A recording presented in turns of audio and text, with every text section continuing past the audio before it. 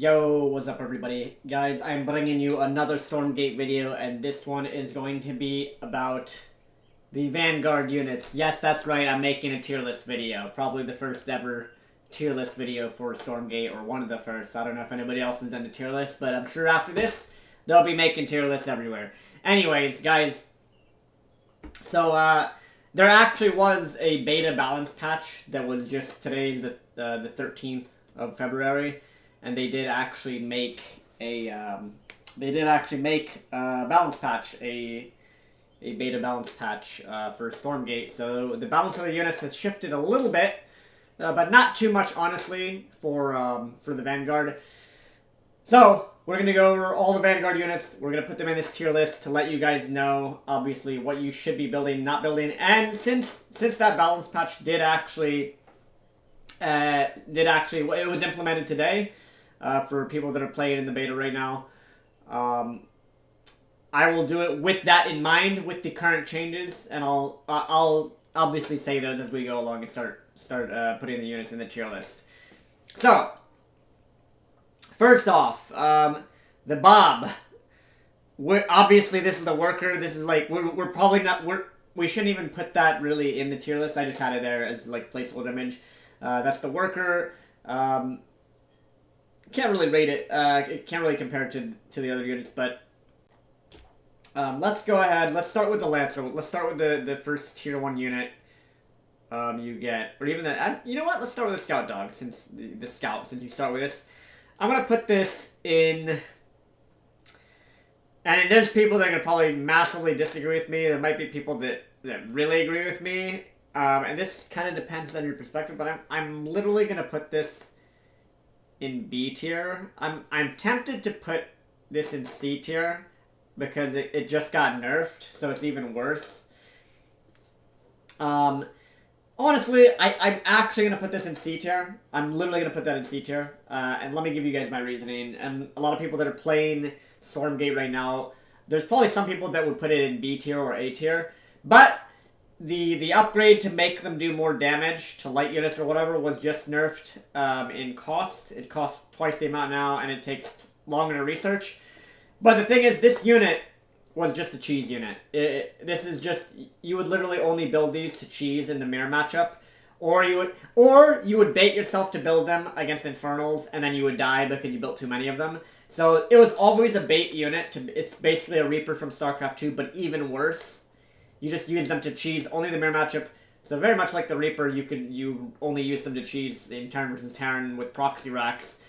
So this unit is basically in C tier. You start with one at the start of the game, you scout with it, and then it's pretty much useless. So I wish they would do something more to this unit. I wish they would like actually make it useful past the early parts of the game, but it's just not useful. They'll probably do more changes to it. If it had like something that gave it more health or whatever, maybe they should make it do more damage to camps or something. I don't know. But it's basically, this is a C tier unit for me. Next, the Lancer. This is gonna go in A tier. Could be in B tier. Not really sure. This is a tough one. It might I think it's A tier because you do need them to put into turrets early game. It does let you actually creep on the map sometimes, and it is a good front line. And when you do get the Lancer upgrade, they are good to kite with and chase down Gaunts. They're like a super speedy zealot, essentially, like a StarCraft 2 zealot. So we're gonna put that in A tier. And along the same lines, I'm actually gonna put the Exo in the same tier with the Lancer. I think that Lancers Exos might even be S tier, honestly, because it's like the Marine from StarCraft. It's tempting. It might actually be S tier. It probably is S tier, actually. You know, I'm changing my mind here. I think Exos are S tier because you use them in both matchups right now. It's basically like the core of your army if you're gonna play like infantry based. If you're not gonna go like full mech, I think you can even build them when you can play like Marine Atlas, Exo Atlas, or whatever. I think Exos, you can put them in turrets, they become really strong turrets. I think it's probably S tier right now, comparatively to everything else. So probably S tier. You could argue it's A tier because against late game and infernals, it is. There are situations where like they get destroyed by late game units, but yeah, we'll put it there for now. And then the medtech, I think, is also probably S tier. Maybe the EXO might be A tier and medtech. I think these are along the same lines. I think if we're gonna compare to both races, then I might move all these down one perhaps. But I think right now these are the S tier units for Vanguard, Marines and medics, EXOs and medtechs pretty much. But medtechs are definitely S tier. I would even say that they're S plus. They're definitely above EXOs in tier. So I'm going to put the medtech first there. And why am I going to put the medtech first? It can heal mech units with the ability it puts on them. It can speed up units with the second ability it has. It heals units. It still has an auto attack. It's a good. They even increase the supply of them from 2 to 3. But that's how good they are. You make like 5, 6, 7 of them. Maybe you get like around 6 or 7 in your army of like Lancers and Exos, and it's like StarCraft 1 Marine Medic. Very strong. Just an all-around good unit. You can even put them in turrets to like heal your whole bio army. Very, very strong unit. Alright, Hedgehogs. This unit, I keep in mind, I started playing the elephant build of the game. I started playing only when they lifted the NDA and opened it to everybody. That's when I started playing the game. Maybe like a day or two before that, I had a beta key. This unit is actually, it's probably. I'm tempted to put it in D tier. Honestly, supposedly this unit used to be really strong, and then they nerfed it. It's D tier right now. They even buffed it in the patch they just applied, and it's still D tier. It's a trap unit. The anti-air, if you're gonna build anti-air, you might as well just build more Exos, or you might as well just build planes. You might as well just build Hornets instead. Hornets are just better anti-air than this unit. It does serve some purpose when you add a couple in your army and then you siege them as like anti-air, but it's severely lacking for its cost. It costs 150. I think the cost is off on this unit. Personally, I think 150, 25 therium, 150 luminite. So it costs basically 150 minerals in StarCraft terms and 25 gas. Just no. It's too expensive. It doesn't do much. It's okay in the mirror matchup if you metagame your opponent going Hornets and you open with these. But overall, I think this unit probably needs adjustments. You could argue it's C tier after the buff, after it got a slight attack speed increase or whatever, but I would say it's even D tier. It's a trap unit. Just build more Hornets instead of this, honestly. It's, I mean, there are some games where I'll make, 5 to 10 of them, and then that's it, but it's too expensive. It doesn't do what it should do. It'll probably get changes in the future, I would suspect and hope. Next unit, the Vulcan is going into the A tier. It could even be it's not S tier quite yet. Could go, but it could get S tier. It is very strong. It's good at killing workers if you do drop them. It is good. It's really tanky. The veterancy gives it a lot of. If you get veterancy on them, it gets, I think, 60 health per veterancy. It's really good. This is if you're going mech, or even if you're going bio, you add some of these in your army. It's really, really strong to have them in there as like a front line. They chop down trees with their upgrade. They can get through trees, and they're good in drops. Mostly, they're good against gaunts. They're very, very good at dealing with like huge numbers of gaunts. I've won games where the guy has 20 gaunts and I have two of these, and that was last patch. Before this current patch increases their range by 1 from 7 to 8 or whatever. So they're probably even better now. I haven't played enough games on the patch, but they're definitely A tier. Solid A tier. The thing is, they're very immobile. That's the thing. So you need the medtech. You need to like boost them around with your medtech ability to get them out of danger. So definitely solid A tier. The Atlas is going in S tier with one caveat. It's S tier if you use it with the evac. Evac plus this, I'm going to put those together. Let's just copy, I'll make a duplicate of this. Because evacs on their own are going to be in the, it's going to be the A tier or even B tier. Because they did buff it, so now it has, now you can, every 20 seconds you can put like a little anti-air mine on the map. Alone, I think evacs are like, they're in the B tier. But with the speed upgrade, I should maybe put that caveat with this.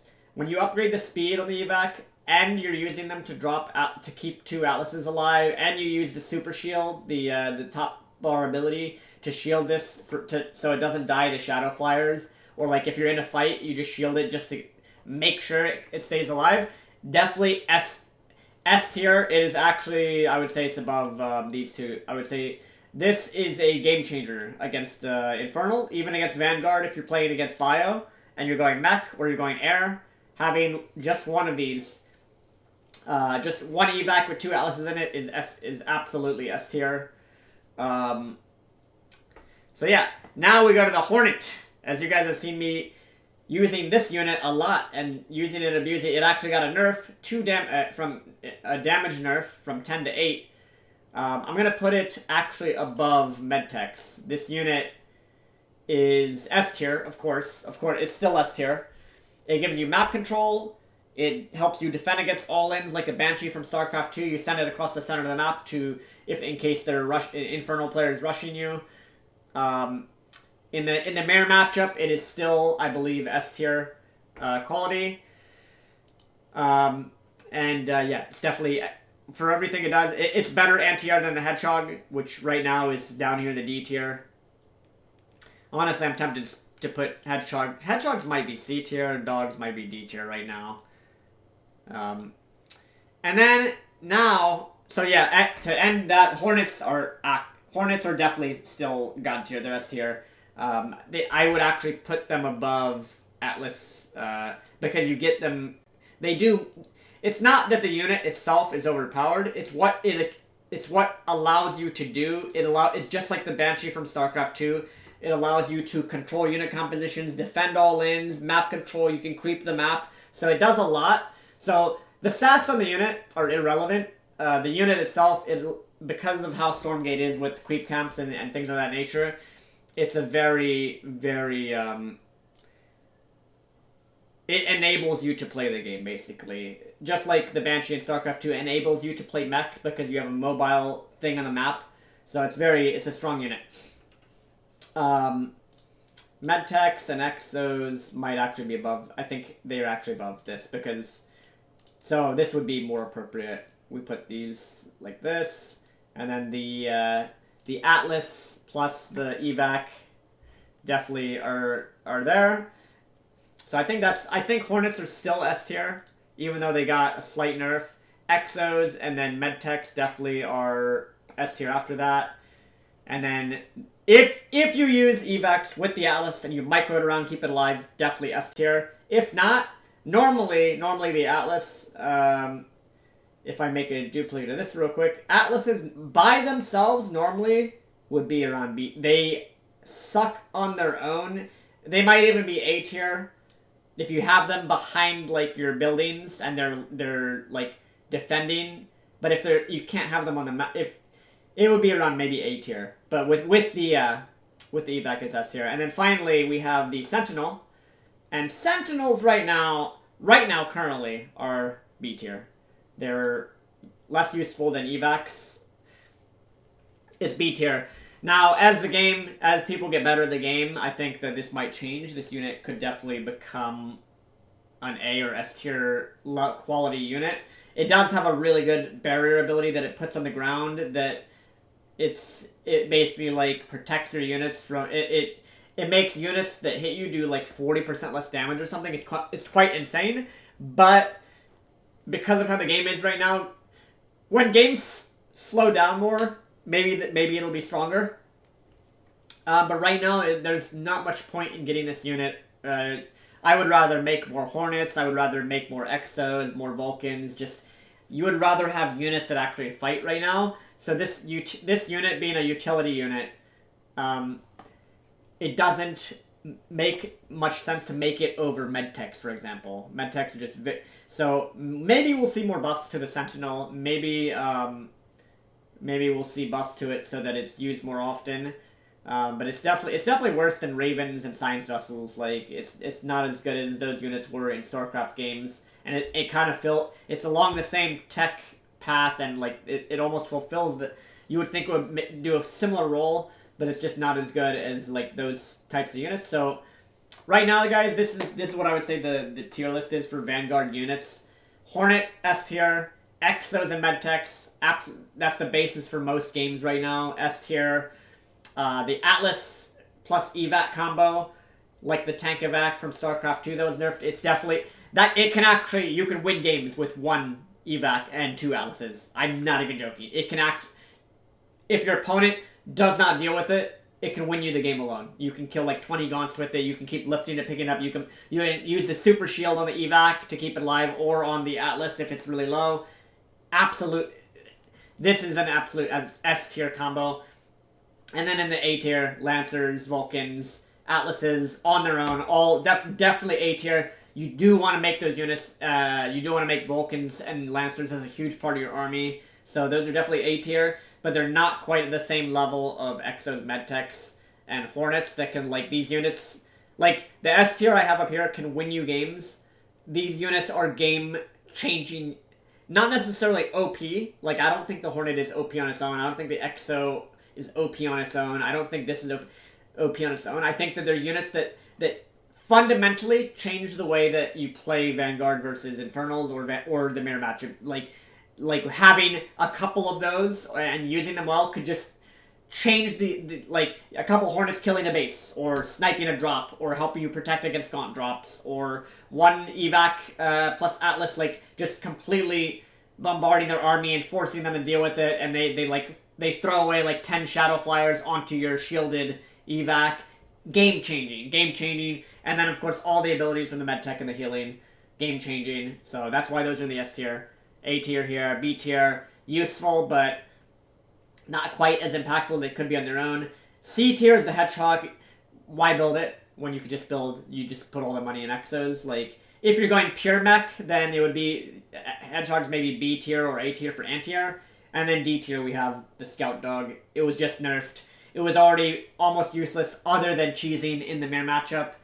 And it was a bait unit in the first place. People built them against Infernals, but usually what would happen is if you built too much, if you tried to control the creep camps with the dogs, the Infernal player would just kill you because you built too many dogs, and you got a couple of creep camps, but they don't care because they just have enough units to just.